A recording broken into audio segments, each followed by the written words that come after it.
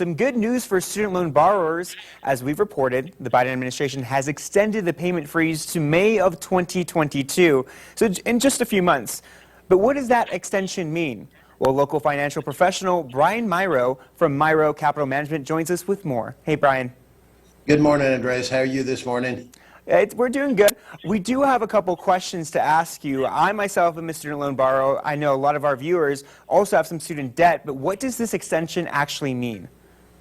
Well, President Biden recently announced that the federal student loan payments, they're actually going to remain on hold through May 1st of 2022. Now, the hold was originally set to expire on January 31st. Now, federal student loan payments, they've been paused, and what that means is that those people that are in the repayment plan are part of their loan. They're not required to make their regular payments. And also their balance is not accruing interest at this time. And the freeze was actually meant to bring some financial relief to more than 40 million student loan borrowers that are still navigating through the impact of the pandemic. Mm-hmm. And so those of you who have any student loan repayments on pause, including myself, if I'm being quite honest with our viewers, what should we be doing during this time?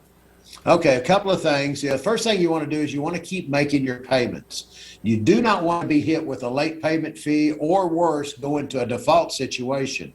You know, you can set up an automatic withdrawal to avoid missing a payment, and there's a lot of services out here that actually give you a small interest rate break for setting up what they call an auto pay. Now, if you are struggling financially, well, you want to consider taking advantage of the freeze. The second thing you want to do is you want to continue to look ahead to the future. You know, graduates are going to regret it later on in life if they put off saving for retirement until they've paid off their student loans. And they want to continue to save early. You know, even if it's a small amount, it's crucial because it allows you to take advantage of the magic of compound interest in time. And when you put those two things together, it really helps you plan for that older person you're going to someday be.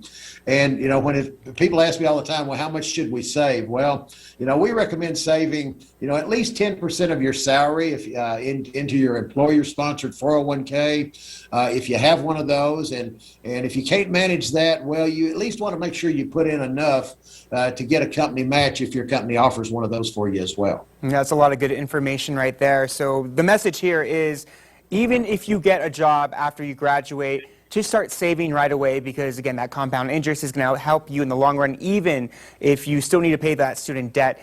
I do have a few more questions. I know you run your own financial institute. What things do you offer that our viewers can take advantage of? Okay, so what we do is we help people build, protect, and plan for their future.